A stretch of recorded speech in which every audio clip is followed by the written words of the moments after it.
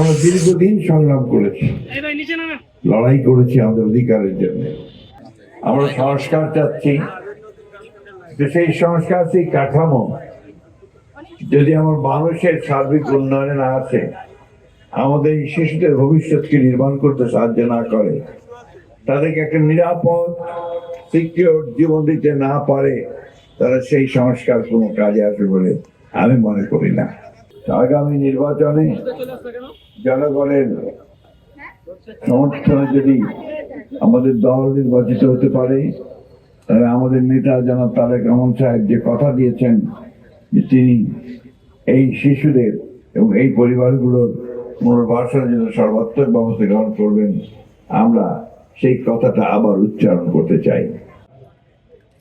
তিনি শিশুর তার ছেলের ছবি দেখিয়ে বললেন যে সে রাস্তায় দাঁড়িয়ে গণতন্ত্রের দাবি করছিল। আমরা দীর্ঘদিন সংগ্রাম করেছি, লড়াই করেছি আমাদের অধিকারের জন্য, এবং এই লড়াইয়ে আমাদের এই পরিবারগুলো তারা আত্মাহুতি দিয়েছে, তারা ত্যাগ করেছে। আমরা সবাই কিন্তু ত্যাগ করতে পারিনি। আজকে আমরা অনেকেই পরিবর্তনের সঙ্গে সঙ্গেই ভালো ভালো জায়গা দখল করে বসে গেছি, বিভিন্ন জায়গায় অনেকে মন্ত্রী হয়েছি, অনেকে বড় বড় কর্মকর্তা হয়েছি, অনেকে আপনার বড় বড় ব্যবসা বাণিজ্য নিয়ে আপনারা এগিয়ে যাচ্ছি, কিন্তু আমার এই শিশুদের কথা কিন্তু আমরা ঠিক সেইভাবে সামনের দিকে এগিয়ে আনতে পারিনি।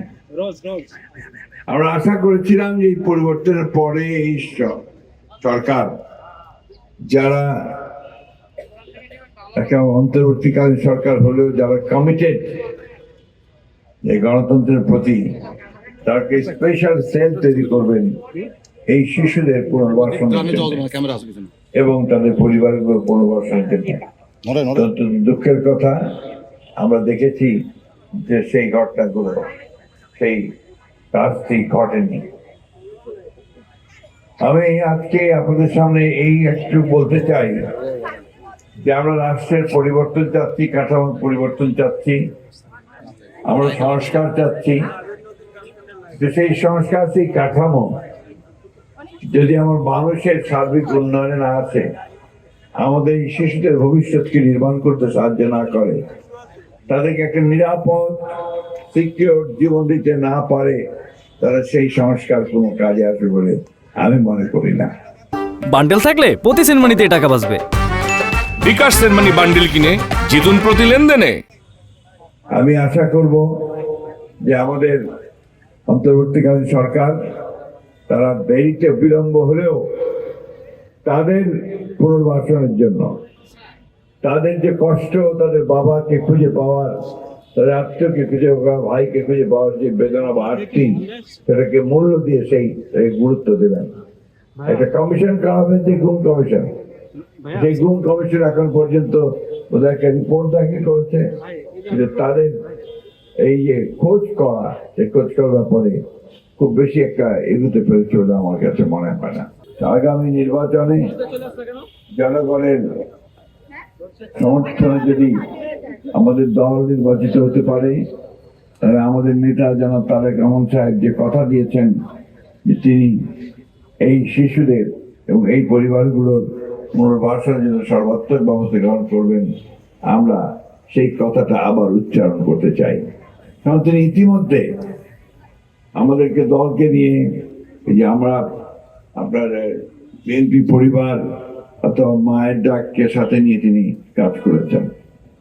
আমি ধন্যবাদ জানাতে চাই আমাদের সঞ্জিদাকে, যে এই বিষয়টাকে জাগিয়ে রাখা, এই সমস্যাটাকে তুলে ধরা, এই প্রদীপটাকে জ্বালিয়ে রাখা, সে একটা বিশাল ভূমিকা পালন করেছে। শুধু দেশে নয়, আন্তর্জাতিক ভাবে আজকে এই গুম সমস্যাটাকে সে তুলে ধরেছে। যারই ফলশ্রুতিতে আমরা দেখেছি যে আন্তর্জাতিক ভাবে এই বিষয়টার অত্যন্ত গুরুত্ব দেওয়া হয়েছে। আমি ধন্যবাদ জানাতে চাই আমাদের নেতা রুমন সাহেবকে, যে তিনি বিএনপি পরিবারের মধ্য দিয়ে এই পরিবারগুলোর পাশে দাঁড়িয়েছেন। বক্তব্য আমরা সামনের দিনে আমরা সবাই মিলে যে প্রত্যাশা করেছি যে আমরা একটা বাসযোগ্য আবাসভূমি তৈরি করবো এই শিশুদের জন্য।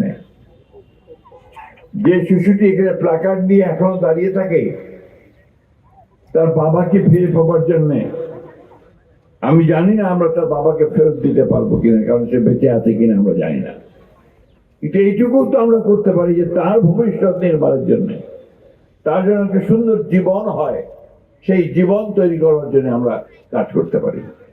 সবাই মিলে কাজ করতে, গুরুত্ব দিয়ে, প্রায়োরিটি দিয়ে যেন আমরা কাজ করতে পারি। তার অবদান, এই অবদান আমাদের পক্ষে পরিশোধ করা, তাদের ঋণ, এটা খুব কঠিন।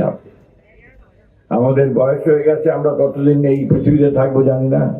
জাতি যত তরুণ এখানে যারা আছে তাদের দায়িত্ব থাকবে এই বিষয়টাকে সর্বাধিকার দিয়ে আমাদের এই শিশুদের, আমাদের বাচ্চাদের, তাদের যেন জীবন সুন্দর হয়, ভবিষ্যতের জীবন যেন সুন্দর হয়, সেই কাজটা যেন আমরা সবাই মিলে করতে পারি।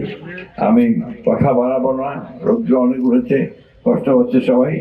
আজকে প্রোগ্রামের কথা শুনেছি, এটা সবাই, আমি আশা করবো যে সবাই মিলে এটাকে উপভোগ করবে, এনজয় করবে।